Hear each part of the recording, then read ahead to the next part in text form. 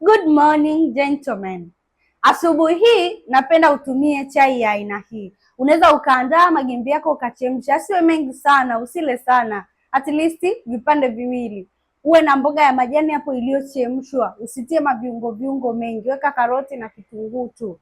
Lakini pia andaa parachichi lako zuri, weka pale. Kama utaweza kupata kipande cha samaki sio lazima, au kipande cha nyama sio lazima, unaweza ukakiweka hapo. Unaweza ukawa na karanga pamoja na korosho kidogo, umeandaa hapo. Chai yako iwe ya maziwa, usitie sukari sana, tia kidogo tu, au asali. Au unaweza ukatengeneza ile chai yetu nzuri ambao nasema watu watengeneze, na ninafuraha na ninamshukuru Mungu watu wanapata matokeo. Ile ya kuchanganya karafuu, tangawizi, pilipili mtama pamoja na mdalasini. Unakatakata, unachemsha.